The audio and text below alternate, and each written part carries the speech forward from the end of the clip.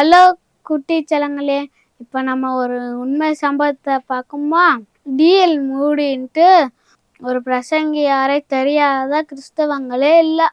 அவர் ஒரு நாள் பிரசங்கம் பண்ணி முடிச்ச உடனே வெளியே நிறைய பேர் ஜபம் பண்ண நின்றுருந்தாங்க.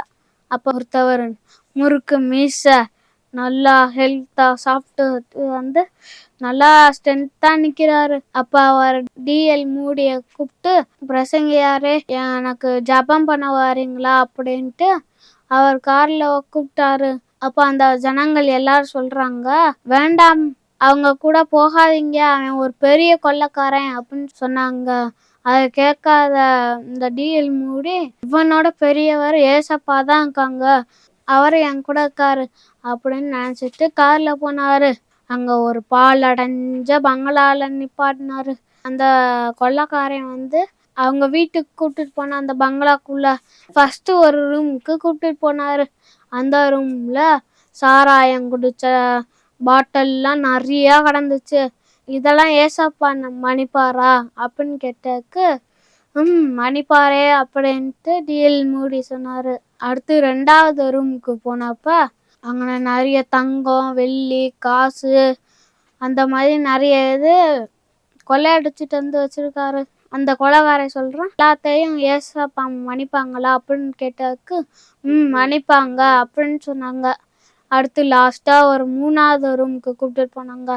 அந்த ரூமுக்கு போனா அவங்க மகளும் மனைவியும் இருந்தாங்க. தீக்காயத்தோடு படுக்கையா நல்லா படுத்திருந்தாங்க.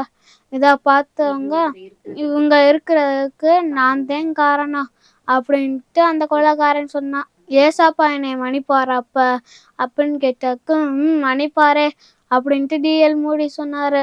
அதை கேட்ட உடனே அந்த கொள்ளைக்காரன் உடனே முழங்கால் போட்டு, ஏசாப்பா நான் இத்தனை பாவம் செஞ்சிருக்கேன்னு, அதனால நீங்க மன்னிக்கிறீங்க, உங்களுக்கு ரொம்ப நன்றி ஏசா, என்னை மன்னிச்சிருங்க அப்படின்ட்டு மூட்டி போட்டு ஜபம் பண்ணா.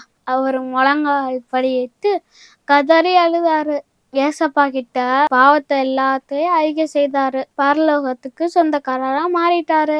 ஆமா குட்டி பிள்ளைகளே, ஏசப்பாவால மன்னிக்க முடியாத பாவம் எதுவுமே இல்ல. ஒவ்வொரு நாளும் நம்ம செய்யற பாவத்தை ஏசப்பாட்ட சொல்லிட்டு அந்த தவற இனிமே செய்யக்கூடாது. ஏசப்பாவோட ரத்தத்தால நம்ம பாவம் கழுவப்பட்டா பரலோகத்துக்கு சொந்தக்காரங்களா நம்மளும் மாறிடலாம். இப்ப நம்ம ஒரு வசனம் கேட்கலாமா? இயேசு கிறிஸ்துவின் ரத்தம் சகல பாவங்களையும் நீக்கி நம்மை சுத்திகரிக்கும். 1 யோவான் 1:7. இயேசு கிறிஸ்துவின் ரத்தம் சகல பாவங்களையும் நீக்கி நம்மை சுத்திகரிக்கும். 1 யோவான் 1:7. இப்ப நம்ம ஒரு பாட்டு கத்துக்கலாமா? சோப்பு போட்டாலும் அது சுத்தமாகாது, சர்ஃப் போட்டாலும் அது வெண்மையாகாது, வாஷிங் மிஷினும் அந்த அழுக்கை நீக்காது.